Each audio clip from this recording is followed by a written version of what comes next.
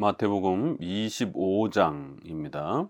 마태복음 25장은 세 개의 이러한 아주 중요한 비유를 통해서 종말론적인 또 이러한 중요한 교리를 우리에게 소개하고 있습니다. 1절, 그때 천국은 마치 등을 들고 신랑을 맞으러 나간 열 처녀와 같다 하리니 그 중에 다섯은 미련하고 다섯은 슬기 있는지라. 미련한 자들은 등을 가지되 기름을 가지지 아니하고 슬기 있는 자들은 그릇에 기름을 담아 등과 함께 가졌더니 신랑이 더디옴으로 다 졸며 잘세. 밤중에 소리가 나되 보라 신랑이로다 맞으러 나오라 하매 이에 그 처녀들이 다 일어나 등을 준비할세. 미련한 자들이 슬기 있는 자들에게 이르되 우리 등불이 꺼져가니 너희 기름을 좀 나눠달라 하거늘 슬기 있는 자들이 대답하여 이르되 우리와 너희가 쓰기에 다 부족할까 하노라. 차라리 파는 자들에게 가서 너희 쓸 것을 사라 하니 그들이 사러 간 사이에 신랑이 오므로 준비하였던 자들은 함께 혼인잔치에 들어가고 문은 닫힌지라. 그 후에 남은 처녀들이 와서 이르되 주여 주여 우리에게 열어 주소서. 대답하여 이르되 진실로 너희에게 이르노니 내가 너희를 알지 못하노라 하였느니라. 그런즉 깨어 있으라. 너희는 그날과 그때를 알지 못하느니라. 마태복음 25장은 24장에서 소개했던 이러한 종말의 천국과 지옥의 이러한 최후 심판에 대한 중요한 경고의 이 내용들을 25장에서는 몇 가지 비유들을 통해서 이렇게 또 더욱 추가적으로 설명을 합니다. 특별히 이 세 개의 이러한 그 비유로 앞부분에서도 또 이렇게 종말에 대한 비유가 소개가 됐는데 이제 여기서 마지막 이렇게 세 번째 종말에 대한 이러한 최후 심판 비유를 소개하고 있고요. 천국은 뭐뭐와 같다라고 하는 이런 천국 비유의 세 번째 비유로서 이렇게 종말론적인 최후 심판의 이러한 그 성격으로 천국을 소개합니다. 또 앞서서 말씀드린 것처럼 24장의 이러한 종말론의 중요한 교리의 이 내용들을 25장에서는 비유적인 그런 설명으로 그 중요한 또 교리적 의미들을 보충적으로 설명합니다.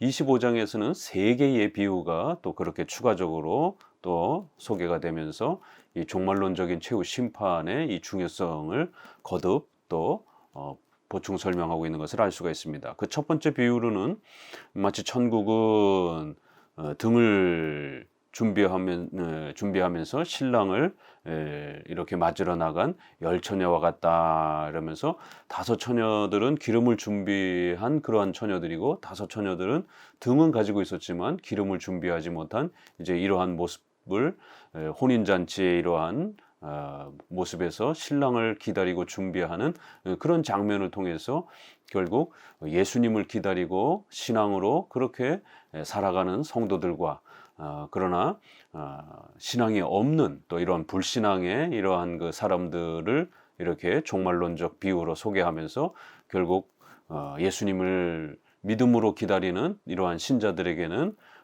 하나님의 은혜가 있을 것이고 또 반대로 예수님을 무시하고 예수님을 외면한 불신앙자들에게는 또 영원한 지옥의 형벌이 있을 것이다라고 하는 이제 이러한 비유들을 설명해 갑니다. 특별히 마지막 결론 부분에서 그런즉 깨어 있으라 이러면서 너희는 그 날과 그때를 알지 못한다. 이 부분은 24장의 36절과 연결되어서 그날과 그때는 아무도 모른다. 그리고 또 42절에 깨어 있으라. 그리고 또 연속해서 44절에 준비하고 있으라 이러면서 종말론적인 그러한 그 태도와 관련해서 현재와 미래의 이러한 소망을 함께 균형 있게 가지고 살아가는 것이 우리 성경적 종말론이라고 말씀을 드렸습니다. 미래의 이러한 천국의 이러한 소망을 분명히 내세의 이러한 또 영생에 대한 소망을 분명히 가져야 되고요.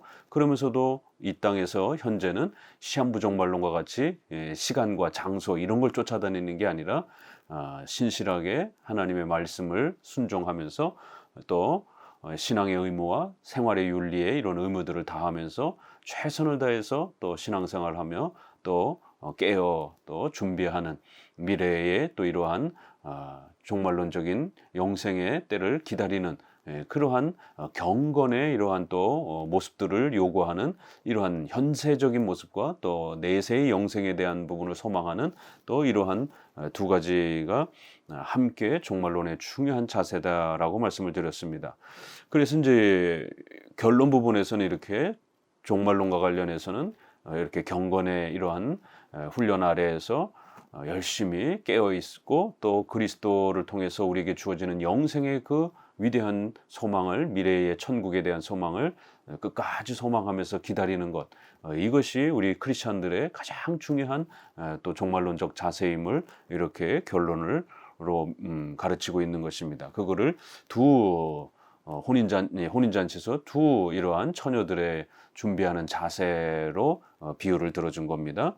그렇기 때문에 이것은 단순한 그런 어떤 윤리적인 어떤 덕행의 문제, 이러한 사랑의 문제, 이런 개념으로 접근하면 안 됩니다. 단순하게 자칫 만약에 이렇게 기름을 준비하고 있었는데 어느 한쪽 사람이 부류가 우리가 기름이 좀 없으니까 좀 다오 이랬을 때 우리가 성화적 관점에서, 일반 윤리 관점에서는 얼마든지 나눠줄 수도 있고 구제 차원에서 줄 수도 있는 것이죠. 그러나 이 비유는 그런 차원의 접근이 아니라 가지고 있는 자, 바르게 신앙을 가지고 있는 자와 신앙이 없는 자에 대한 그러한 결론을 향해서 가고 있는 거기 때문에 단순히 빌려주고 나눠주고 이런 사랑을 베푸는 이런 성화의 개념이 아니라 칭의적 그러한 개념에서 이 본문을 끌고 가고 있는 것입니다. 그래서 예수 그리스도를 믿는 신앙을 가지고 잘 준비하며 미래를 깨어서 기도하는 그러한 자들과 신앙이 없이 그저 흥청망청 살아가는 그렇게 불신앙 가운데 살아가는 자들을 대조하면서 중요한 그 신랑을 준비하고 맞이해야 되는 혼인잔치에서의 그러한 처녀들의 그러한 준비하는 모습을 그렇게 비유로 최후 심판 때에 그렇게 예수님을 믿고 의지한 성도들과 예수님을 기다리지 않았던, 무시했던 불신자들의 이러한 엄중한 심판의 이러한 경고를 열 처녀의 비유를 통해서 소개하는 것입니다. 그렇기 때문에 결론은 좀 더 간단한 것입니다. 칭의적 관점에서 그렇게 접근해야 된다라는 거. 그래서 10절에 보게 되면 신랑이 이렇게 왔을 때 준비하였던 자들은 함께 혼인잔치에 들어가고 문이 닫힌지라, 이렇게 해서 이제 잔치에 더 이상 들어갈 수 없는 그러한 천국의 문이 완전히 닫혀지는 최후에 예수님이 오시면 그때는 더 이상 전도의 기회가 없다라고 하는, 그렇기 때문에 예수님이 오시기 전에 비록 예수님이 더디 오신다 할지라도 예수님을 기다리고 신앙을 갖고 경건 생활하면서 그렇게 깨어서 하나님을 바라보면서 살아가야 된다라고 하는 결론인 것입니다. 14절에는 달란트 비유를 통해서 또 한번 소개합니다. 많은 설교들이 이 달란트 비유를 성화적 관점에서 많이들 설명하면서 이 본문의 흐름과 본질을 망가뜨리고 또 곡해하는 이러한 많은 복음주의권 내의 설교들을 보게 됩니다. 그러나 이 달란트 비유는 25장 전체의 세 개의 비유 모두가 칭의적 관점에서 신앙을 가지고 있느냐, 신앙이 없느냐, 바로 이거를 묻고 결국 종말론에 가서 신자는 천국으로 초대가 되고 불신자는 영원한 지옥의 형벌을 받는다라고 하는 이러한 최후 심판 종말에 대한 이런 엄중한 경고를 담은 그런 전체 문맥이기 때문에 이 달란트 비유가 성화적 관점에서 해석이 되어지게 되면 안 됩니다. 그렇게 되면 자칫 잘못하면 공로주의, 선행구원 개념으로 이렇게 틀어질 수 있기 때문에 이 달란트 비유 전체는 어떤 은사를 잘 활용해야 된다, 이런 어떤 차원보다도 신앙을 가지고 있느냐 없느냐, 바로 그 문제를 다루고 있는 것을 꼭 그 초점을 잘 기억해 가면서 쫓아가야 됩니다. 14절, 또 어떤 사람이 타국에 갈 때 그 종들을 불러 자기 소유를 맡김과 같으니 각각 그 재능대로 한 사람에게는 금 5달란트를, 한 사람에게는 2달란트를, 한 사람에게는 1달란트를 주고 떠났더니 5달란트를 받은 자는 바로 가서 그것을 장사하여 또 5달란트를 남기고 두 달란트를 받은 자도 그와 같이 하여 두 달란트를 남겼으되 한 달란트를 받은 자는 가서 땅을 파고 그 주인의 돈을 감추어 두었더니 오랜 후에 그 종들의 주인이 돌아와 그들과 결산할세 다섯 달란트를 받았던 자는 다섯 달란트를 더 가지고 와서 이르되 주인이여 내게 다섯 달란트를 주셨는데 보소서 내가 또 다섯 달란트를 남겼나이다.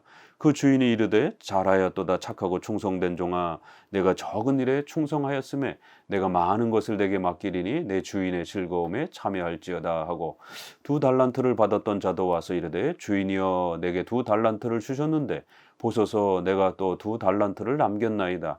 그 주인이 이르되 잘하였다 착하고 충성된 종아 내가 적은 일에 충성하였음에 내가 많은 것을 내게 맡기리니 내 주인의 즐거움에 참여할지어다 하고 한 달란트 받았던 자는 와서 이르되 주인이여 당신은 굳은 사람이라 심지 않은 데서 거두고 해치지 않는 데서 모으는 줄을 내가 알았으므로 두려워하여 나가서 당신의 달란트를 땅에 감추어 두었었나이다. 보소서 당신의 것을 가지셨나이다. 그 주인이 대답하여 이르되 악하고 게으른 종아 나는 심지 않는 데서 거두고 해치지 않는 데서 모으는 줄을 내가 알았느냐. 그러면 내가 마땅히 내 돈을 취리하는 자들에게나 맡겼다가 내가 돌아와서 내 원금과 이자를 받게 하였을 것이니라 하고 그에게서 그 한 달란트를 빼앗아 10달란트 가진 자에게 주라. 무릇 있는 자는 받아 풍족하게 되고 없는 자는 그 있는 것까지 빼앗기리라. 이 무익한 종을 바깥 어두운 데로 내쫓으라. 거기서 슬피 울며 이를 갈리라 하니라. 이 30절의 결론이 이 비유의 핵심인 것이죠. 결국 여기서도 보게 되면 바르게 그 달란트를 활용하지 않은 그러한 자는 영원한 지옥의 이러한 바깥 어두운 데 쫓겨내서 결국 거기서 슬피 울며 이를 간다.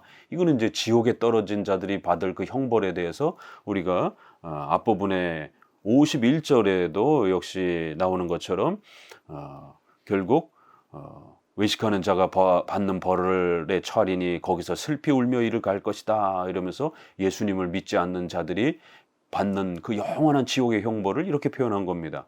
그렇기 때문에 이 달란트 비유의 결론도 결국 하나님이 주신 그 소중한 기회, 전도의 기회를 놓친 자들은 영원히 지옥의 형벌에 처해서 거기서 슬피 울며 이를 가는 그러한 형벌을 받을 것이다 라고 이렇게 천국과 지옥의 이러한 판단에 대한 구별을 최후적 그러한 결론으로 맺고 있는 것입니다. 그럼 이런 결론에 입각해서 앞부분에 세 사람의 상태를 이렇게 우리가 잘 헤아려 봐야 되는 것입니다. 그렇기 때문에 성화적 관점이 아니라 그 각각에게 주어진 그 은사를 어떻게 잘 활용했느냐. 그래서 은사를 잘 활용한 사람은 복을 받고 자기에게 주어진 그 은사를 제대로 써먹지 못한 사람은 결국 지옥에 가고 이렇게 되면 결국 그 은사라는 거를 우리의 그런 어떤 재능, 능력 또 어떤 선행에 대한 어떤 열심 이런 걸로 이렇게 접근해 가게 되면 그러면은 자신에게 주어진 은사와 재능과 선행의 능력을 잘 발휘한 사람들은 결국 천국에 가고 그렇지 못한 사람은 지옥 간다. 그러면 행위 구원이 돼 버리는 겁니다. 공로주의가 되는 것입니다. 결국 많은 교회들에서 이런 식으로 설명을 하는데 개혁주의에 있어서는 많은 주석학자들이 칭의론 관점에서 천국과 지옥으로 구별이 되는 그러한 칭의적 관점에서 해석한다라는 걸 꼭 명심하셔야 됩니다. 결국 이것은 전도의 그 기회를 받아들인 자와 전도의 기회를 무시한 자의 그 결과가 어떠할 것인가를 천국과 지옥으로 이렇게 결론을 맺는 것입니다. 결국 달란트의 이러한 각각의 달란트는 단순한 인간에게 어떤 주신 그런 어떤 재능, 은사 이런 개념이 아니라 결국 하나님께서 우리 인류에게 주신 전도의 그 기회라고 하는 바로 이 소중한 전도의 기회와 이 시간들을 무시하고 외면했던 그러한 불신앙자와 또 이러한 전도의 기회가 주어졌을 때에 그 전도의 기회를 받아들였고 또 믿음으로 예수님을 영접한 바로 그러한 신자의 이러한 최후의 결국 종말론적 결과의 차이가 어떻게 나눠질 것인지에 대한 엄중한 종말론적 경고임을 기억하셔야 되는 겁니다. 결국 세 사람이 각각 그렇게 인생에 있어서 삶의 중요한 시간들을 얻은 것입니다. 하나님께서 우리를 인간으로 만들어 주셨고 이 땅에 태어나게 하셨고 또 각각 그렇게 삶을 살아가도록 이렇게 허락해 주신 그 자체도 은혜인 것입니다. 그러면 그런 소중한 삶 속에서 반드시 예수 그리스도를 영접하고 예수님을 사랑하고 믿음으로써 신자로서 그렇게 한평생을 살아야 되는 것입니다. 그런데 이 소중한 인생의 기회들을 결국 마치 이렇게 땅에다가 묻어두고 그 소중한 시간과 기회들을 아무렇지도 않게 그냥 무관심하게 이렇게 신앙생활과 교회생활과 전도에 대한 이러한 소중한 기회들을 외면한 이러한 그 행위는 결국 불신앙의 행위에 되고 결국 예수님을 영접하지 않은 자들은 영원한 지옥의 형벌을 받는다라는 것입니다. 그러니까 각각 달란트를 주고 각각의 그러한 생애를 허락하고 그리고는 이제 주인이 돌아와서 그들의 삶을 어떻게 살았는지 그들에게 준 그 인생을 어떻게 살았는지 하나님께서 전부 다 묻는다라는 것입니다. 그러면 5달란트를 받았던 사람은 자신에게 주어진 인생에 있어서 어떤 사람은 좀 더 좋은 형편에서 또 2달란트는 조금 더 낮은 형편에서 각자의 인생이 다 있는 것이에요.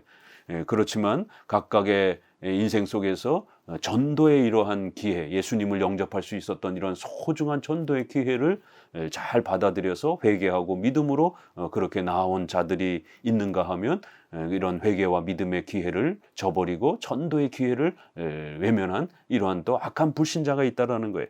그래서 이제 이 부분에서는 인간의 그러한 회개의 책임에 대한 또 이런 부분들을 강조하면서 종말론적인 그러한 최후의 신자와 불신자의 인생의 결과에 대한 부분들을 이렇게 엄중히 경고하는 겁니다.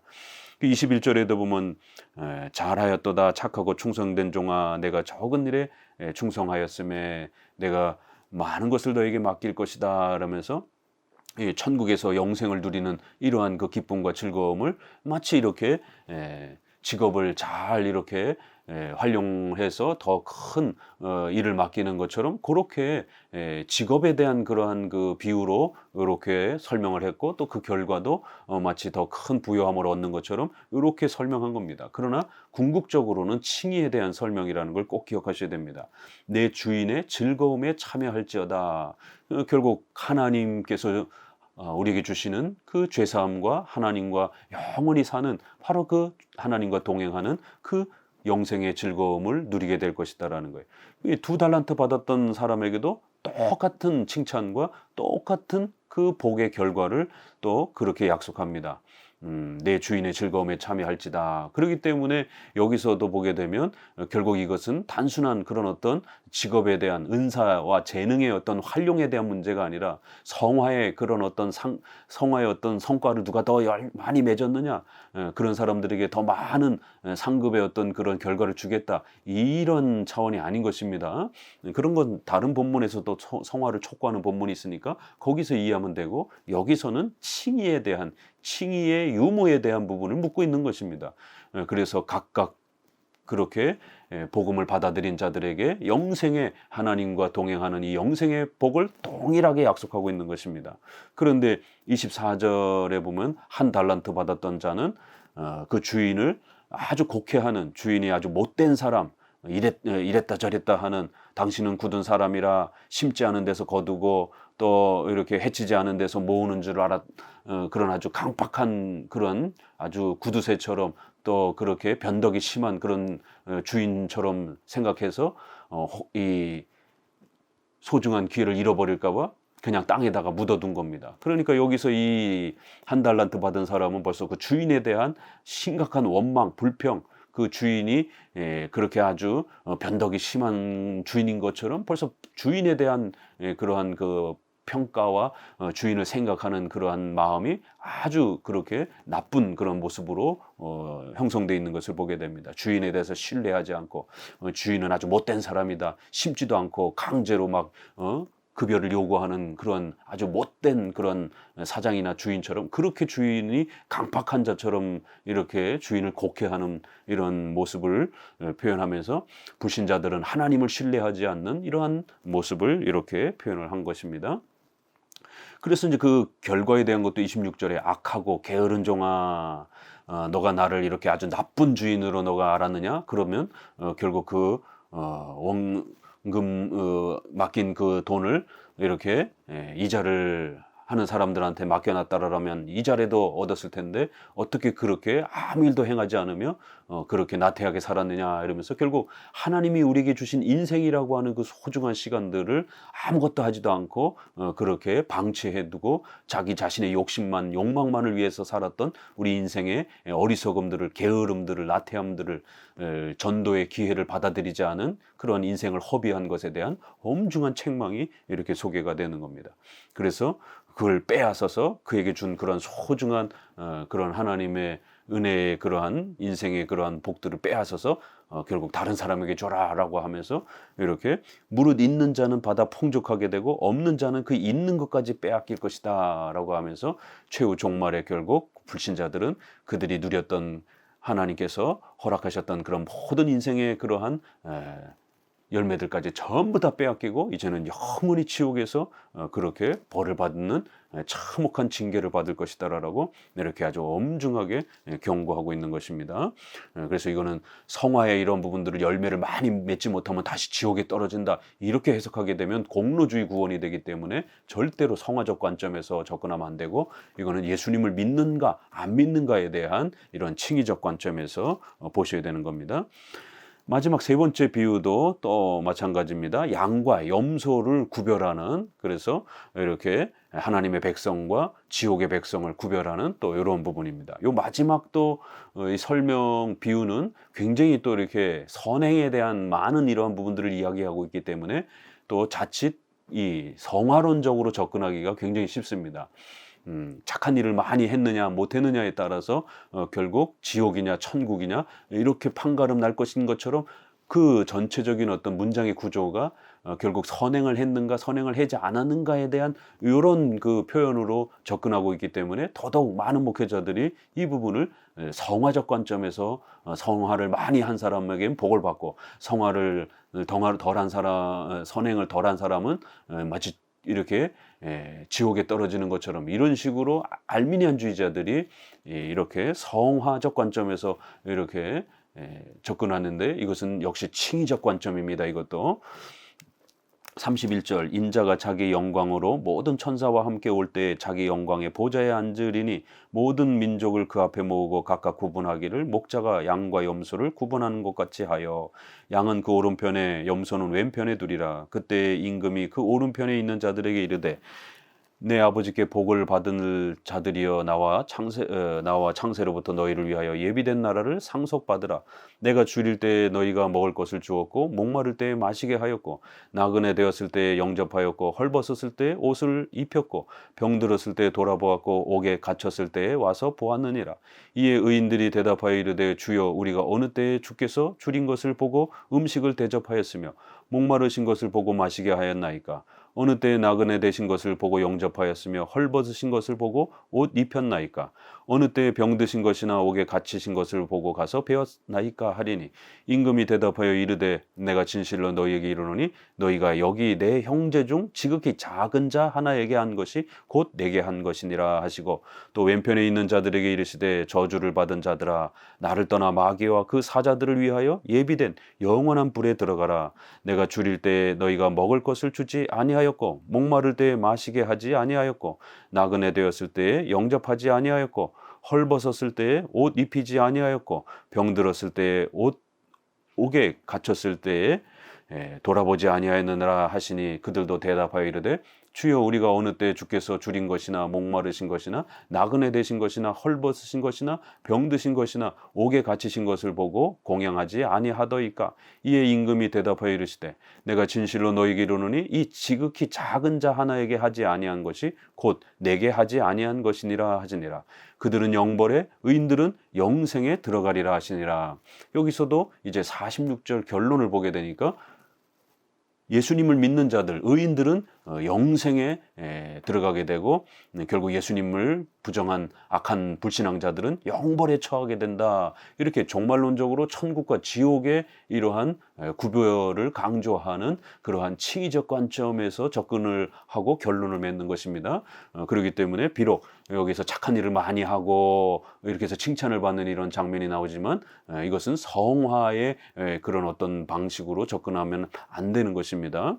자, 그러면 왜 이 양과 염소에 비해서는 그렇게 주인이 그렇게 어려움에 처했을 때 그렇게 도와주고 또 여러 부분에 있어서 그렇게 많은 부분들을 도움을 베풀어 준 것처럼 이렇게 표현을 합니다. 왜 이렇게 표현을 할까요? 여기도 보면은 먹을 것을 주었고 옷 입혔고 또 여러모로 돌아보았다. 너희가 나를 그렇게 대해줬다. 라고 이렇게 임금이 칭찬을 합니다. 그러자 이렇게 그 칭찬을 받는 사람들은 아니 우리가 어느 때에 당신을 그렇게 우리가 섬겼습니까? 우린 당신을 그렇게 직접 섬긴 적은 없는데요. 라고 이렇게 질문을 하니까 바로 여기 내 형제 중 바로 그 임금의 형제 중 지극히 작은 자 하나에게 너희가 그들을 돌보고 살피고 아끼고 사랑해 준 것이 곧 바로 주인에게 임금에게 행한 것과 동일하다.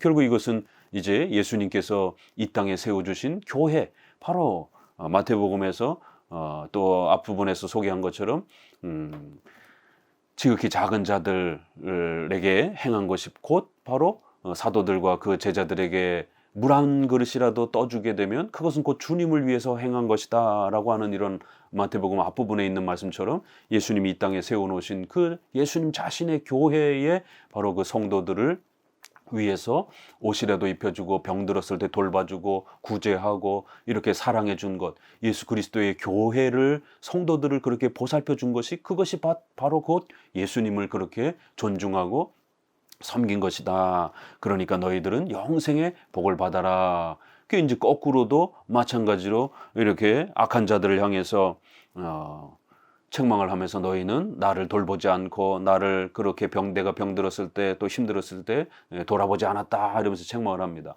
그러니까 악한 자들도 아니 우리가 언제 당신을 그렇게 등한시했습니까? 만약 당신이 계셨다면 우리는 열심히 섬겼을 것입니다. 그러자 여기서도 동일하게 바로 이 지극히 작은 자들에게 바로 나의 형제들인 이 지극히 작은 자들에게 행하지 않은 것이 곧 임금에게 행하지 않은 것이다. 결국 이것도 바로 예수 그리스도의 몸된 교회를 무시하고 깔보고 조롱하고 이렇게 행한 것은 곧 교회를 짓밟은 것이고 또 교회를 짓밟은 것은 예수님을 부정하고 무시한 것이다 라고 이렇게 평가를 하는 것입니다. 결국 이것은 이제 우리가 앞부분에서 많이 소개한 것처럼 결과를 원인처럼 설명하는 이런 역설적 그러한 설명의 방식입니다. 그래서 그들이 착하게 살고 착하게 그렇게 선행을 많이 베풀고 또 교회의 성도들을 많이 돕고 이러한 선행의 이런 많은 열매들을 결과를 마치 원인처럼 그래서 그들이 그런 사랑의 행위를 많이 베푼 것을 마치 구원의 원인처럼 설명하는 역설적 그러한 설명 방식이지 이런 선행을 많이 했다라고 해서 구원을 받고 선행을 덜 행하게 되면 지옥에 떨어진다. 이렇게 되면 로마 카톨릭의 행위 구원 공로주의가 되고 알미니안주의의 그러한 또 공로주의가 신인 협력주의가 되는 것입니다.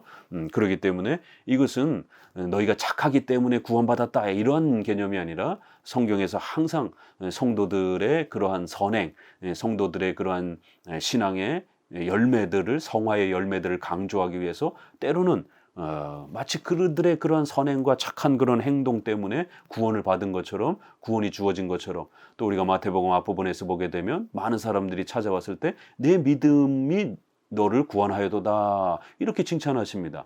이것도 그 사람의 믿음 자체가 구원을 일으키는 근원과 공로는 아니죠. 그건 반드시 예수님의 공로와 하나님의 은혜 때문인 겁니다. 믿음은 단지 수단일 뿐이에요. 그럼에도 불구하고 마치 너의 믿음 때문에 그렇게 너가 구원을 얻은 것처럼 이렇게 칭찬해 주는 겁니다. 결국 그 결과를 원인처럼 이렇게 돌려서 우리를 칭찬해 주시고 격려해 주시는 그런 하나님의 은혜의 이러한 칭찬의 방식이지 이것 자체가 선행을 많이 하고 착하게 살면 구원받는다라고 하는 그러한 행위 구원을 가리키는 건 아닙니다. 결과를 원인처럼 이렇게 우리를 칭찬하는 하나님의 칭찬의 방식이라는 걸 꼭 명심하셔야 됩니다. 그래서 야고보서에서는 믿음만이 아니고 행함이 반드시 믿음과 함께 일한다 이러면서 행함이 없는 믿음은 죽은 믿음이다 라고 하는 이런 아주 강력한 이런 표현을 쓰는 것입니다. 바로 칭의와 성화가 아주 밀접하게 연결되어 있는 바로 이 관계 아래서 설명하는 겁니다. 그래서 성화의 이런 착한 열매들을 보면 볼수록 그가 구원받은 신자임을 더 이렇게 확신하게 되는 칭의의 믿음의 열매로서의 그 착한 행실들을 강조하는 그러한 표현법인 것입니다. 그래서 야고보서도 행함으로 구원받는다 이런 개념이 아니라 바르게 믿는 자들은 반드시 성화의 열매를 맺는다라는 거예요. 그렇기 때문에 성화의 열매가 풍성하게 우리 성도들 안에 많이 맺어지는 걸 보면 볼수록 그 사람은 구원받은 것이 더 확실해져가는 그러한 그 결과를 봄으로 인해서 원인을 추적할 수 있는 이렇게 역설적인 그러한 칭찬과 표현법인 것입니다.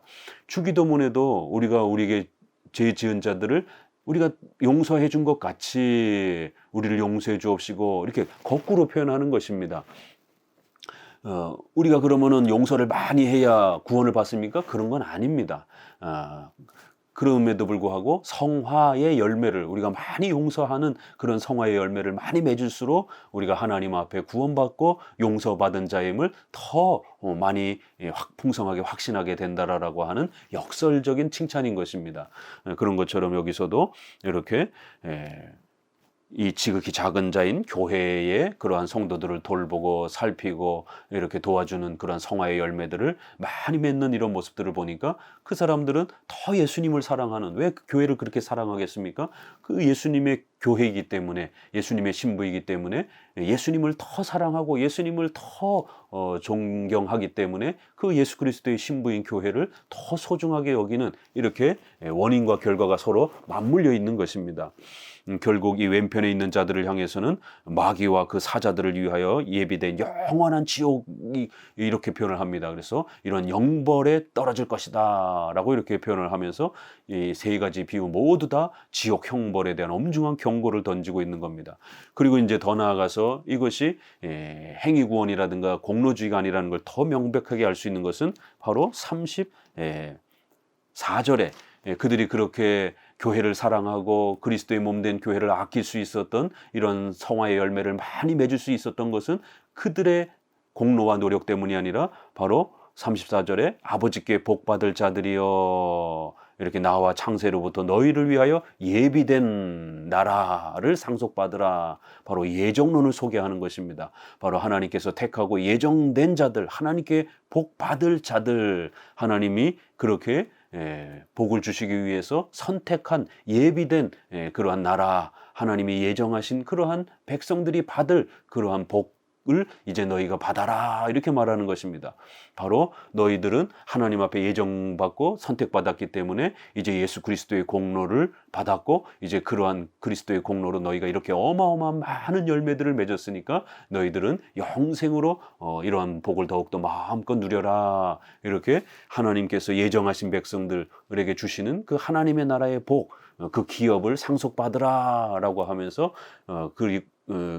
원인을 먼저 설명을 하고 그들이 교회를 사랑하고 구제하고 돕기 위해서 얼마나 많은 착한 행동들을 했는지들을 그들의 성화를 칭찬하면서 그들에게 주어지는 영생의 축복을 이렇게 결론을 맺는 것입니다. 그러나 아버지로부터 그렇게 예비되지 않은 그러한 백성들, 예정되지 않은 백성들은 영원한 지옥의 형벌에 빠지게 되고 결국 그들은 살아서도 그렇게 불신앙 가운데 또 악을 행하면서 교회를 조롱하면서 그렇게 더 많은 죄악들을 범했기 때문에 그들은 마귀와 함께 영원한 벌을 받을 것이다 라고 이렇게 마지막 신앙의 문제는 단지 인간의 어떤 믿음이 공로가 되는 게 아니라 예정으로부터, 하나님의 예정으로부터 그리스도의 공로로, 그리고 또 우리 인간의 회개와 믿음이라는 책임감으로 이렇게 하나님의 구원이 펼쳐지는 것이다 라고 기독교의 아주 중요한 구원의 원칙들을 다시 한번 이렇게 설명하면서 마무리하고 있는 것입니다. 감사합니다.